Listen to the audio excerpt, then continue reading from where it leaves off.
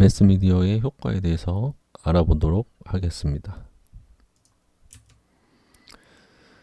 매스커뮤니케이션 효과 연구의 시대적 변천사에 대해서 살펴보도록 하겠습니다. 매스커뮤니케이션의 효과 연구는 1920년대부터 이제 시작을 하게 됐는데요. 1920년부터 1940년 중반까지는 그 탄환 이론이라고 해서 강력한 미디어 효과를 나타냅니다. 1940년 중반에서 60년대 중반까지는 제한 효과 이론, 60년 중반부터 70년대 중반까지는 중효과 이론, 70년 중반부터 그 이후를 강효과 이론이라고 합니다. 그 각 시대별 그 이론들의 변천을 알아볼 수가 있는데요. 처음 20년대는 강력했다가 40년대 중반에 효과가 그렇게 강력하지 않다라는 그 반론이 제기되면서 그 중반까지 미디어 효과가 크지 않다라는 의견들이 또는 주장들이 그리고 연구들이 제기되었습니다. 이때 이제 선별 효과, 제2단계 흐름, 제한 효과라는 이런 이론들이 등장하게 되면서 미디어가 그렇게 강하지 않다, 제한적이다 라는 시대적인 효과가 이때 나타나기 시작했습니다. 그 다음에 이제 60년대 중반부터 70년대 중반까지는 그래도 어느 정도 중간 정도 효과가 있다. 그래서 뭐 이용과 충족, 논제 설정 기능, 문화적 규범, 배양 효과 등의 이론들이 대두하게 됩니다. 그리고 70년대 중반 이후부터는 효과가 제한적으로 있었다. 그래도 어느 정도는 있었다. 중간 정도 효과는 있다. 다시 강효과로 가게 됐죠. 이때 뭐 침묵의 나선, 제3자 효과, 적대적 매체 지각, 프라이밍, 그리고 틀짓기 이론들이 대거 등장하면서 미디어의 효과가 강력하다라는 것을 이야기를 하고 있습니다. 탄환 효과는 그 타겟 대상에 정확히 파괴력 있게 그 효과가 적중한다 라는 의미에서 탄환 이론이라고 했고요. 이때는 이제 이론적인 체계보다는 효과의 그 강력함을 나타내는 것으로서 당시만 해도 이게 그 이론적으로 체계화되지는 않았던 그런 시기였죠. 그 탄환 이론의 1920년대의 효과를 살펴보면 그 최초 그 매스 커뮤니케이션 효과라는 점 그리고 뭐 피하 주사형 이론이라고도 불리는데요. 이거는 이제 주사기 모양대로 그 주사기 앞에 뾰족한 바늘 모양으로 그 주사를 놓을 때 일방적으로 강력하게 그 효과를 볼 수 있다. 효과가 전달된다라는 그런 의미에서 불리게 됐습니다. 즉 다시 말하면 직접적, 즉각적으로 영향을 미친다라는 이야기입니다. 수동적인 청중을 대상으로 한 인위적인 성격이 강한 연구다라고 해서 비판의 시각도 있었습니다. 그래서 나타나는 게 제한효과 이론입니다. 제한효과 이론은 그렇게 미디어가 피하주사형 바늘 모양처럼 또는 탄환 모양처럼 강력하지 않다. 왜냐하면 기존의 태도나 가치관에 부합하는 메시지만 수용자, 이 시청자, 이런 이용자들은 선별적으로 그거를 받아들임으로써 미디어 효과가 제한적이다라는 주장이었죠. 또 2단계 흐름 이론이 있습니다. 2단계 흐름 이론은 투스텝 플로우 시어리라고 해서 미디어보다는 오히려 주변의 사람들, 주변에 영향력 있는 인물들과 접촉했을 때 그 영향력 있는 사람으로부터 듣는 그 그 메시지나 내용들을 듣고 나서 효과가 더 크다, 작용했다라는 부분으로 이야기를 하고 있습니다. 선별효과와 2단계 흐름 이론 관련해서 제한효과 이론을 이야기했던 40년 중반부터 60년대 중반까지는 제한효과의 주장들이 관철됐던 그런 상황입니다. 그 뒤에 중효과 이론은 매스미디어가 사람에게 무엇을 하느냐 이거보다는 사람들이 매스미디어를 가지고 무엇을 하느냐의 관점으로 바꿔야 된다. 사람들은 다양한 심리적, 사회적 욕구를 느끼며 이러한 욕구가 매스미디어에 접촉함으로써 충족될 수 있다는 기대를 가집니다. 이게 이제 카츠가 이야기하는 이용과 충족 이론입니다. 그리고 이제 이 중효과 이론이 대두됐던 시기에는 또 매스미디어의 논제 설정 기능이 있습니다. 이거는 아젠다 세팅이라고도 하는데 매스미디어가 특정한 아젠다, 이슈들을 중요한 것으로 강조하고 부각시키면 여러분 같은 수용자들도 그러한 이슈들을 중요한 것으로 인식하도록 만든다는 효과입니다.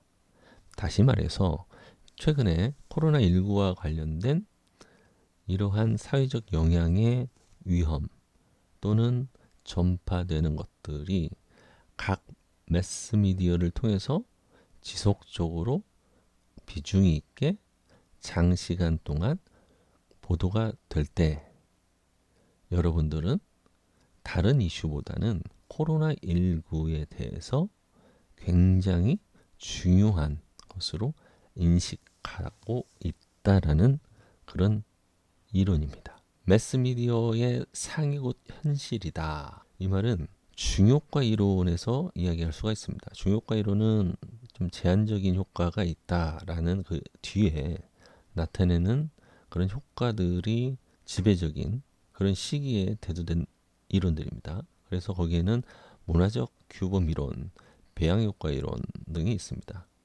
근데 여기에서는 문화적 규범 이론이라는 것은 매스미디어가 수용자 개인의 태도나 의견을 변화시키기보다는 수용자가 속한 사회나 집단의 문화적 규범을 형성하거나 강화함으로써 수용자의 인식과 행위에 간접적인 영향을 미친다라고 합니다.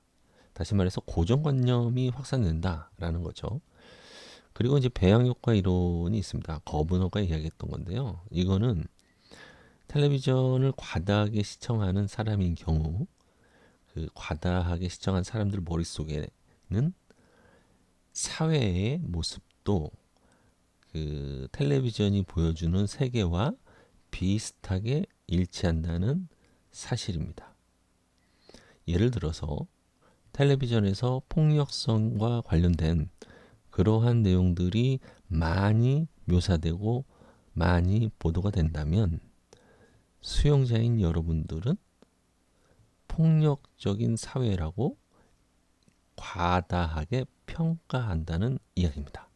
자, 그리고 그 뒤에 강효과 이론이 있습니다. 요 시기에는 다시 미디어가 역시 효과는 크다, 강하다라는 이야기입니다. 커뮤니케이션 이론들을 토대로 고안한 캠페인 메시지를 사용한 미디어 경우 그 효과가 대단히 크다.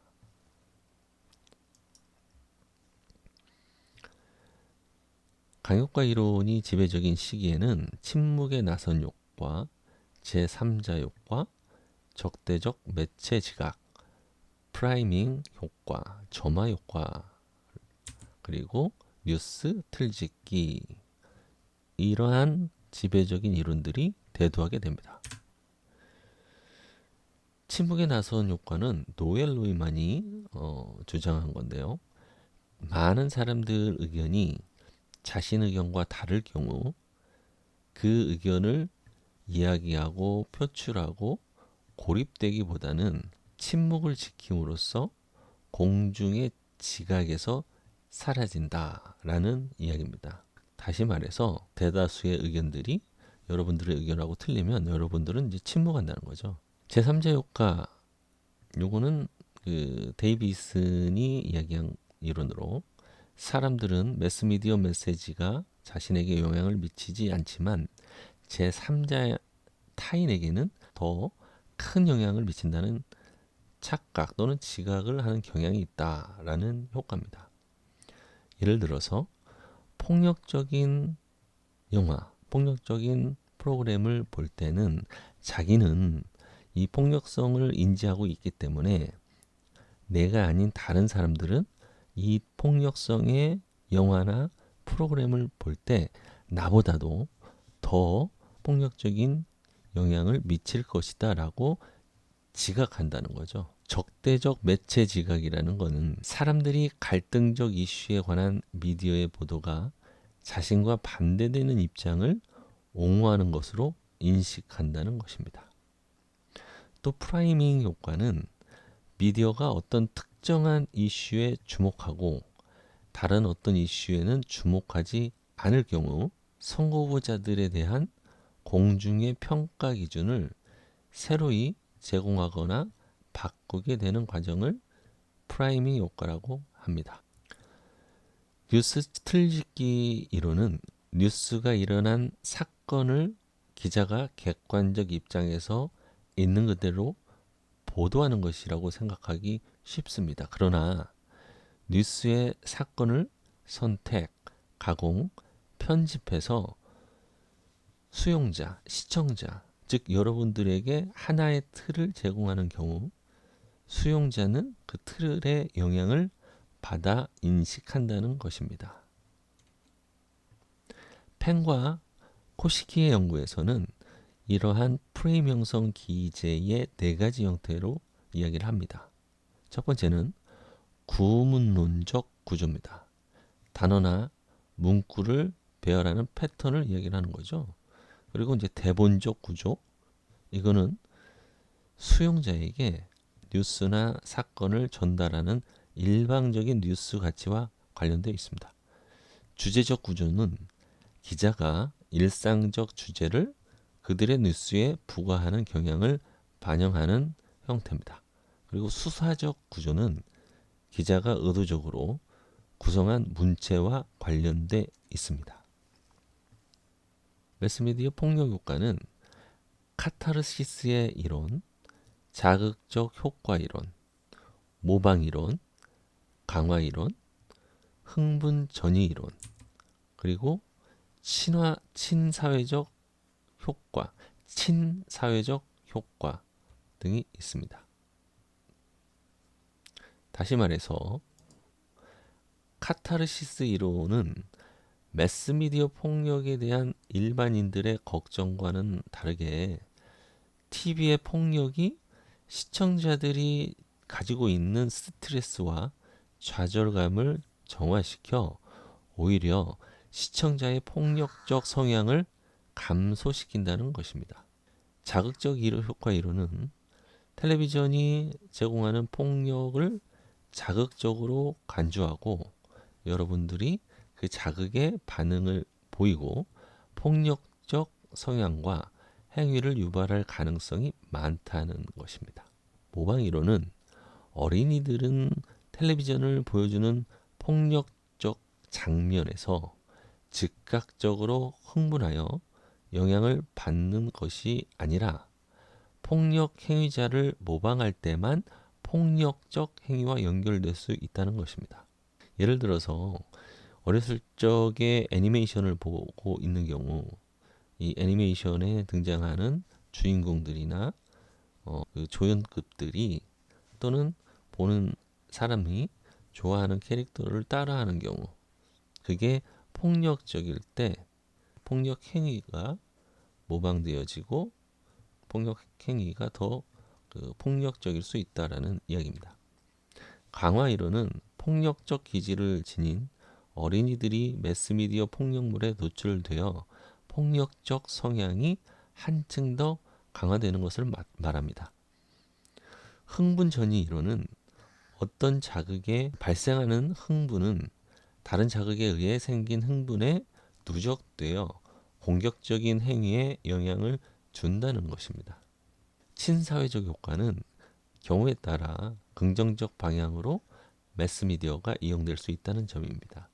바람직한 가치관 형성에 공헌을 한다거나 금연, 심장병 예방 같은 캠페인성에 관련돼 있습니다.